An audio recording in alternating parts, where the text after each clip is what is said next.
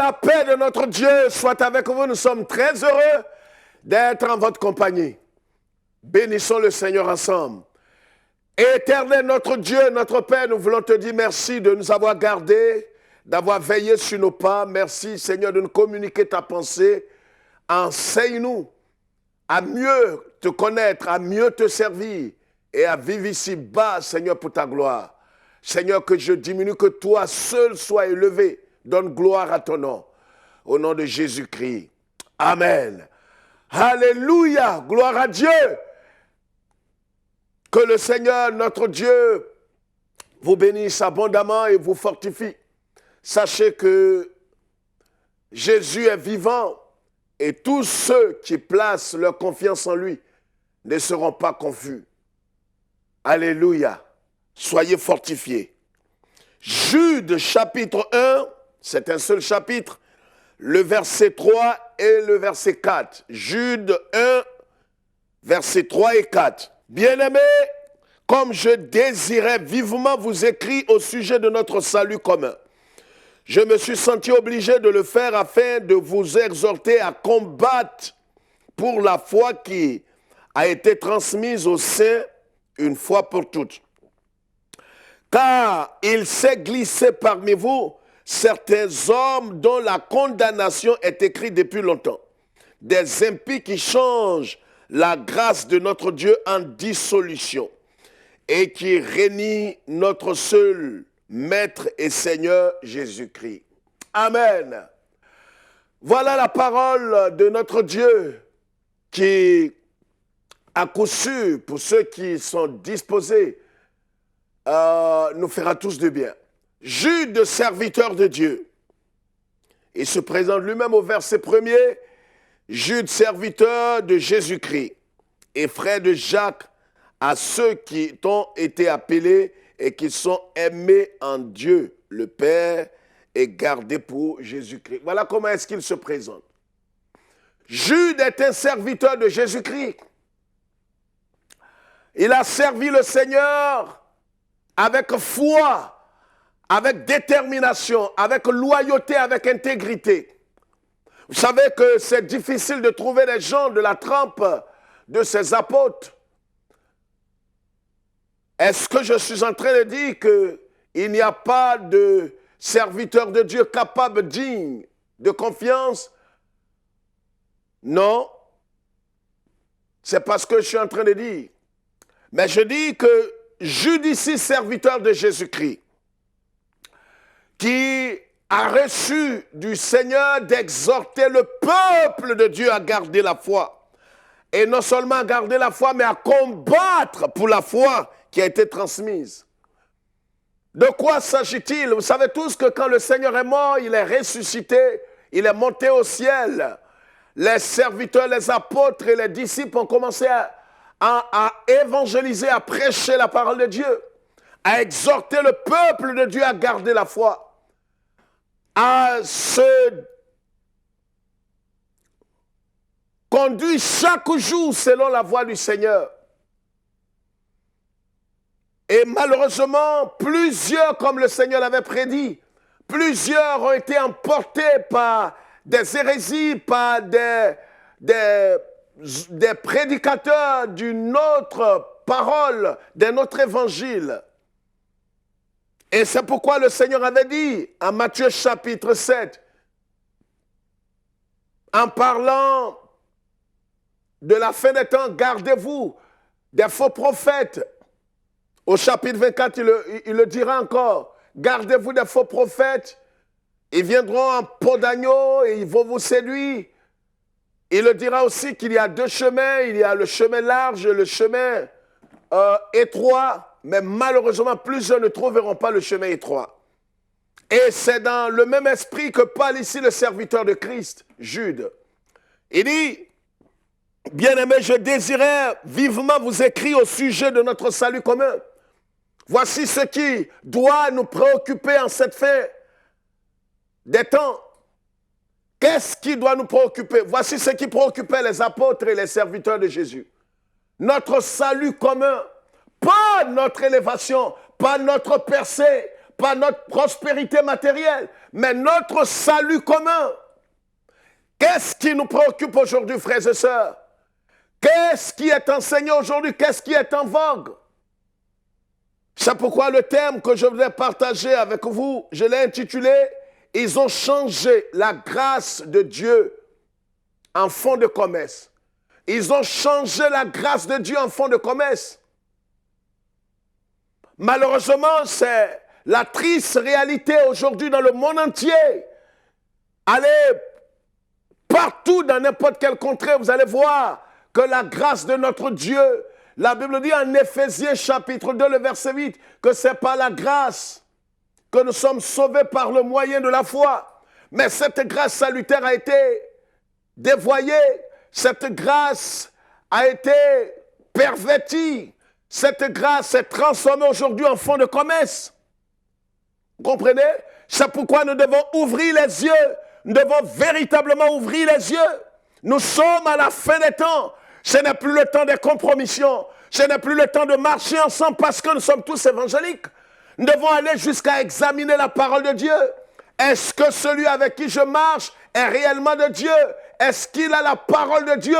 Est-ce qu'il marche avec la doctrine de Christ? C'est de cela qu'il s'agit maintenant, frères et sœurs. Ils ont changé la grâce de Dieu en fonds de commerce. Et Jude le dit ici, car il s'est glissé parmi vous certains hommes dont la condamnation est écrite depuis la fondation. Depuis très longtemps, dit-il, des impies. Des impies. Vous comprenez? Dont la condamnation est écrite depuis longtemps, des impies qui changent la grâce de notre Dieu en dissolution. Bien-aimés frères et sœurs, messieurs, dames, voyez ce que la Bible nous dit ici, le Saint-Esprit nous dit. L'Esprit de Dieu nous interpelle. Le Seigneur nous met en garde. Nous sommes à la fin des temps, frères et sœurs, ne cesseront jamais de le dire. Voyez l'évangile perverti qui est enseigné. L'évangile perverti qui est aujourd'hui dispensé partout, avec beaucoup de ruse, avec beaucoup de malice. De quoi s'agit-il? Des hommes se sont glissés parmi le peuple de Dieu à cette époque. Ça ne date pas d'aujourd'hui, ces mercenaires, ces vendeurs d'illusions. Ça ne date pas d'aujourd'hui. Mais la Bible dit qu'à la fin des temps, leur nombre sera croissant. Et si les jours n'étaient pas abrégés, dit le Seigneur, ils allaient même séduire les élus de Dieu. Ils allaient rallier les élus de Dieu à leur cause. N'est-ce pas tout ce que nous sommes en train de voir? Nous assistons à toutes ces choses aujourd'hui. Allez partout dans toutes les nations, en Afrique, partout, en Occident, en Europe, en Asie, aux États-Unis. Vous allez voir comment est-ce qu'aujourd'hui la foi est galvaudée, comment la grâce de Dieu est galvaudée, dévoyée, comment la grâce de Dieu est devenue un fonds de commerce. Venez à Jésus, vous aurez l'argent, venez à Jésus. Vous aurez une femme, venez à Jésus. Vous allez avoir un enfant, venez à Jésus. Vous allez avoir ceci ou cela. Venez, Jésus est prêt à vous donner ceci ou cela. C'est devenu un fonds de commerce. Et car il s'est glissé parmi vous certains hommes dont la condamnation est écrite depuis longtemps. Bien-aimés frères et sœurs, quelle est la nature véritable de tous ces hérétiques? Quelle est la nature véritable de tous ces hommes, ces impies? Quelle est la nature véritable et l'identité de tous ces hommes qui enseignent aujourd'hui des hérésies, qui enseignent aujourd'hui des doctrines de démons, qui vous enseignent des choses pernicieuses? Qu'est-ce qu'ils enseignent? Vous allez voir, ces pervers enseignent des doctrines de démons. Entre autres, ils vous enseigneront la grâce pervertie, la grâce bon marché. C'est pourquoi je dis, ils en ont fait un fonds de commerce. La grâce véritable de Dieu, vous comprenez? La grâce, c'est la faveur imméritée. La grâce de Dieu, c'est ce que nous ne méritons pas. C'est un don de Dieu. Mais ils en ont fait un fonds de commerce. Vous comprenez ce que je dis? La grâce salutaire, ce que j'appelle la grâce salutaire. Cette grâce par laquelle nous sommes sauvés par le moyen de la foi. Elle produit véritablement la crainte de Dieu. C'est pourquoi la Bible dit, si quelqu'un invoque le nom du Seigneur, qu'il s'éloigne du péché. Et le serviteur de Dieu, Tite, dira plus loin que la grâce de Dieu nous enseigne à renoncer à l'impiété. Mais ce n'est pas cette grâce qu'ils enseignent aujourd'hui. Vous comprenez? Ils vous pervertissent cette grâce. La Bible dit, ce sont des impies. C'est la première chose que nous devons retenir. Ce sont des impies. Oh, ils ont l'apparence qui est à envier. Ils ont un look qui est à envier. Ils ont la parole. Ils sont très éloquents. Ils ont aussi des pancartes où c'est écrit Église évangélique. Ils ont du monde. Ils ont un réseau très important. Ils ont le matériel. Ils ont l'argent. Mais la Bible déclare que ce sont des impies. Un impie, c'est celui qui est un ennemi de Dieu. C'est celui qui ne s'est jamais repenti. Un impie, c'est celui qui vit volontairement et délibérément dans le péché. Vous comprenez? Alors ces hommes que vous voyez qui vous enseignent des hérésies, qui vous enseignent des doctrines de démons, ils vont jusqu'à enseigner des perversions. Oh, si vous venez à Jésus, dès que vous croyez en Jésus-Christ, voici l'une de leurs doctrines phares. Dès que vous donnez votre vie à Jésus, que vous confessez Jésus, c'est terminé. Vous pouvez maintenant sachez que vous ne pourrez jamais vous égarer et perdre votre salut. Et pourquoi? Même si vous vivez dans la débauche, un de leurs enseignants qui enseigne sur les télévisions chrétiennes a dit, même si vous êtes dans les bras d'une prostituée, que vous mourrez dans les bras d'une prostituée, vous êtes sauvé parce qu'un jour, vous avez confessé Jésus. C'est une doctrine de démon. Cette parole ne se trouve pas ici dans l'Écriture, dans le Logos. La parole irréversible de Dieu. Vous comprenez ce que je dis?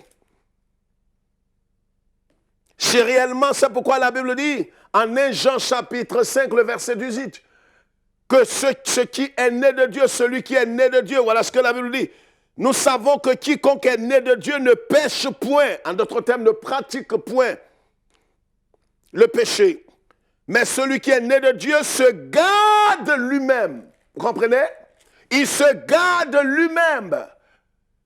Celui qui est né de Dieu, il ne peut pas se pervertir dans la prostitution, dans la drogue, dans l'alcoolisme. Il se garde lui-même. Pas de façon charnelle, mais avec l'appui du Saint-Esprit, il se garde lui-même. Comprenez? Il coopère parce que Dieu ne fait rien dans votre vie indépendamment de votre volonté, sachez-le. Mais les hérétiques, ces mercenaires, ces vendeurs d'illusions vous diront que dès que vous avez donné, pourquoi est-ce qu'ils pervertissent la grâce de Dieu? Et c'est en cela que plusieurs aujourd'hui sont devenus esclaves du péché, esclaves des vices. Ils vous enseigneront que dès que vous avez Jésus, c'est terminé. Et au point où certains sont aujourd'hui devenus des dealers. Certains sont devenus des dealers véritables, des prostituées. Vous comprenez ce que je dis? Parce qu'on leur a dit que dès que vous devenez chrétien, vous avez confessé Christ de votre bouche, c'est terminé. Vous n'allez plus jamais être perdu parce que vous avez la vie éternelle. Et pourtant, ces hommes se sont arrêtés à un certain moment. Ils n'ont plus continué la marche.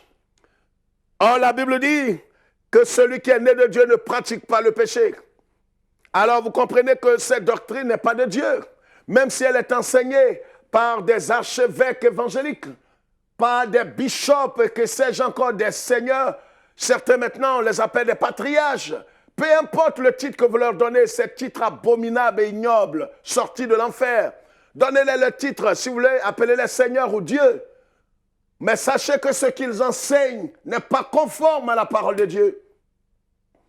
Si vous avez réellement reçu Jésus, et c'est pourquoi le serviteur de Dieu, Jude dit ici, il s'est glissé parmi vous des impies.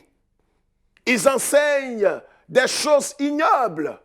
Voyez, ce que je dis est aussi l'un de leurs enseignements. Qu'est-ce qu'ils enseignent encore, ces hommes? Ils vous enseignent que la grâce de Dieu abonde partout et que Jésus est venu pour que non seulement nous soyons sauvés, mais que nous régnions sur cette terre, que nous possédions ceci, cela, et c'est de là qu'est né l'évangile de prospérité. cet évangile maudit, enseigné par des pervers et des hommes qui sont nés pour se perdre, des hommes dont la condamnation est écrite depuis longtemps. Laissez-moi vous dire, c'est l'une des doctrines favorites aujourd'hui qui marche et qui draine du monde, même dans les églises insoupçonnables, des dénominations insoupçonnables, qui étaient jadis des modèles en matière d'enseignement, qui étaient véritablement orthodoxes. Aujourd'hui, plusieurs, dans leur milieu, se sont jetés dans cette doctrine de démons. On enseigne maintenant que dès que vous venez à Jésus, c'est fini, vous allez être riche. Ce n'est pas normal que vous soyez chrétien, né de nouveau, parlant en langue, baptisé dans le Saint-Esprit, et que vous n'ayez pas le minimum. C'est impossible, ils ne croient pas cela. Leur doctrine de théologie, la théologie de l'évangile de prospérité leur enseigne que quand vous venez à Jésus, vous devez être riche. Ce n'est pas possible que vous ne soyez pas guéri, que vous n'ayez pas d'enfants et que ceci, ça semble tellement bien. Alors, ils jettent du revers de la main les épreuves. Et que ce que Dieu cherche véritablement dans la vie d'un croyant, ce n'est pas d'abord son confort. C'est ce que ces théologiens ont oublié. Ce que Dieu cherche dans la vie d'un croyant, ce n'est pas d'abord son confort. Ce n'est pas d'abord sa voiture. Ce n'est pas d'abord les jets privés. Ce que Dieu cherche, c'est d'amener tous ces hommes et ces femmes à être semblables à son Fils bien-aimé. C'est le but ultime, le but final du plan de Dieu dans la vie de l'homme. C'est ce qui est dit en Romains chapitre 8, le verset 29. Tous ceux qu'il a appelés justifiés, c'est pour les rendre semblables à son Fils bien-aimé. Voyez, Dieu n'est pas préoccupé par votre confort. Dites ça à vos maîtres. Dites ça à vos chefs, à vos mentors. Dites cela à vos guides spirituels. Dites cela à vos patriarches. C'est de cela qu'il s'agit. C'est pourquoi ils ont perverti la grâce de Dieu. Alors pour eux, parce que nous sommes venus à Jésus et Dieu nous a fait grâce, alors Dieu nous doit des choses. Il nous doit l'argent, il nous doit obligatoirement cela. C'est des doctrines de démons. Ils ont changé la grâce de Dieu en fonds de commerce. Aujourd'hui, vous voyez, et cela ne me personne dans beaucoup de milieux évangéliques, dans beaucoup de nations. Vous allez voir dans plusieurs pays, on vend aujourd'hui la guérison, on vend aujourd'hui la prière, on vend aujourd'hui des objets qu'ils appellent des objets de piété. On vend des cailloux. Allez du côté de la Côte d'Ivoire, allez en RDC, allez au Burkina, allez partout, au Togo, au Gabon, un peu partout en Afrique, même en France, on vend des pierres pour lapider Satan. Quelle bassesse! Quelle bassesse! On vend des pierres. Au point où un pasteur est allé jusqu'à, un de ces pasteurs, si on peut l'appeler ainsi, est allé jusqu'à déchirer, à découper son costume. Soi-disant, son costume est trempé d'onction. Je sais de quoi je vous parle. Je connais bien cet homme. Il a découpé son costume. Il a vendu un morceau à 50 000 francs CFA. Et il a demandé à tous ces hommes, mettez ça dans un seau d'eau. Et puis lavez-vous avec.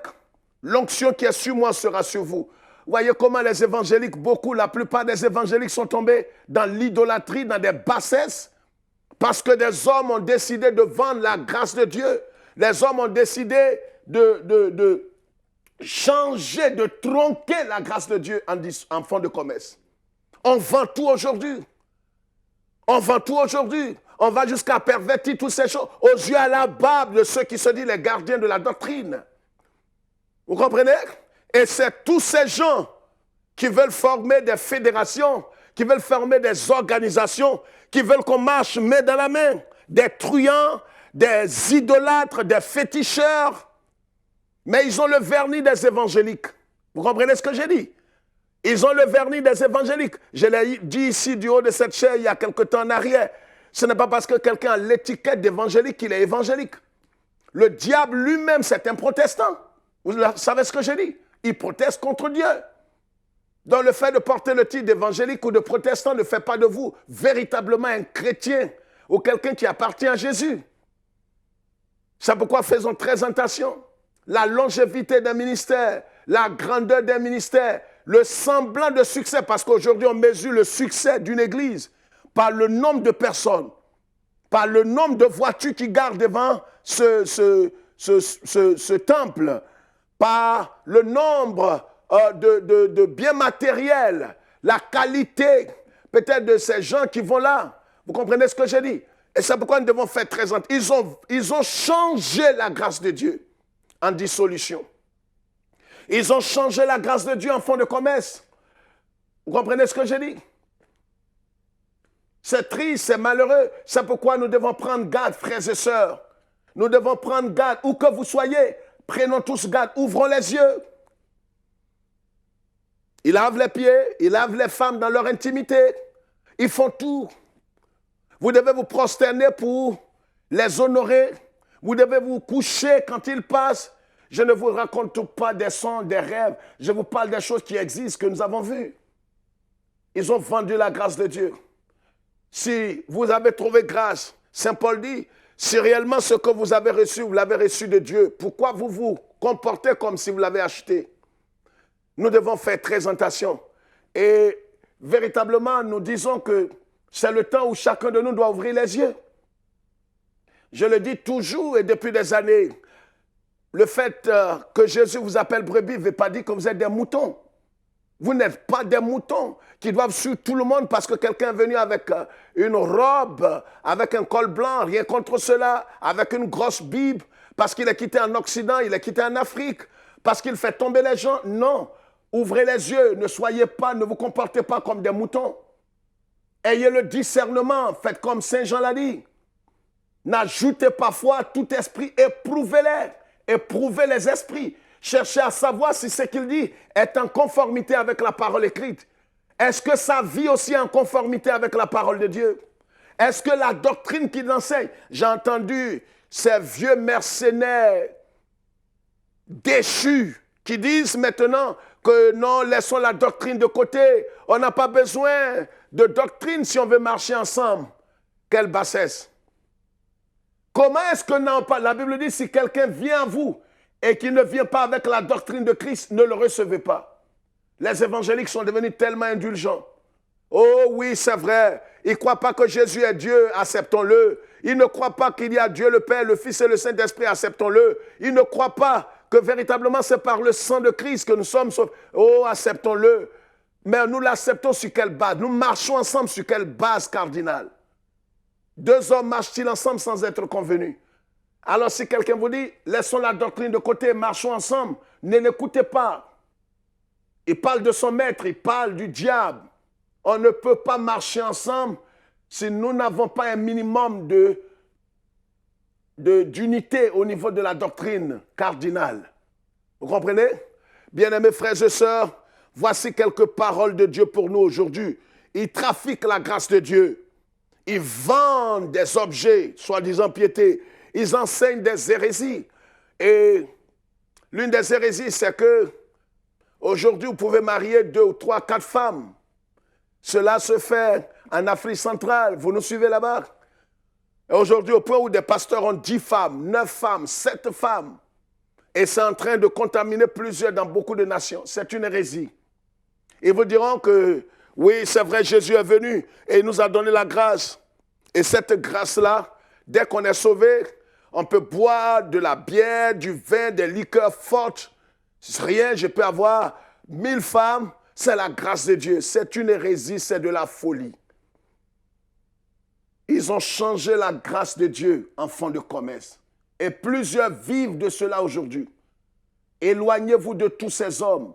Éloignez-vous. C'est une nouvelle race aussi. Il y a une nouvelle race qui s'est ajoutée. Ils vont vous enseigner la sainte doctrine de façon superficielle. Des femmes comme des hommes. Des églises entières. Vous prêchez le message de la croix, ils vont vous prêcher aussi le message de la croix. Ils vont prêcher sur la sanctification. Mais après vous, vous allez voir qu'ils ont des doctrines cachées qu'ils développent dans leur communauté quand ils sont entre eux. J'ai découvert cette race de pasteurs ces dernières années. Méfiez-vous et rompez avec ces gens. Vous ne réussirez pas parce que vous êtes avec un réseau. Et réussir, c'est quoi? Décoller, c'est quoi? Faire décoller son ministère ou réussir. Parce que selon la théologie de l'évangile de prospérité, réussir dans le ministère, c'est d'avoir du monde, c'est d'avoir des voitures, c'est de faire au moins plusieurs cultes, c'est d'avoir suffisamment d'argent. Ce n'est pas cela la réussite, ce n'est pas le succès. Ne vous trompez pas. Lisez la Bible et voyez comment les apôtres ont réussi. Paul, conformément à ce critère, n'a-t-il pas réussi? Jude n'a-t-il pas réussi? Est-ce que Pierre a réussi conformément à ce critère? Les hommes les plus aveuglés aujourd'hui mesurent la réussite et le succès des ministères à partir du monde, à partir de l'argent, à partir des biens matériels. Ils ont changé la grâce de Dieu en fonds de commerce. Méfiez-vous de ces hommes et de ces organisations. Ressaisissons-nous, revenons dans le droit chemin. Revenons dans la saine doctrine. Vous comprenez? Quelqu'un ne doit pas vous vendre quoi que ce soit sous prétexte qu'il doit prier pour vous. Alors donnez de l'argent. Il doit avoir une vision. Il a une vision pour vous. Il va prier pour votre délivrance, pour que vous soyez remplis de l'esprit, pour que vous soyez protégés. Faites très attention et gardez-vous de ces hommes. Nous sommes à la fin des temps. Que Dieu vous bénisse et que le Seigneur nous garde tous dans le creux de ses mains. Demeurez bénis et soyez sages. Nous sommes à la fin des temps. Ces hommes, comme la Bible dit, se sont glissés parmi les évangéliques. Mais l'apôtre Jean dit plus loin, en dehors de Jude, il dit, ils n'ont jamais été des nôtres. Vous savez qu'il y a beaucoup de mystiques, beaucoup d'agents de sociétés secrètes ont infiltré les églises évangéliques depuis des décennies. Et vous savez aussi que comment ils ont gagné le cœur de plusieurs pasteurs cupides qui avaient la cupidité dans leur cœur, l'immoralité. Aujourd'hui, sont devenus des agents des sociétés secrètes. Mais ils continuent de prêcher Jésus. Veillons sur nos cœurs, Jésus est à la porte. Que Dieu bénisse Israël et que Dieu nous garde. Nous vous aimons, mais lui, il vous aime par-dessus tout. Shalom.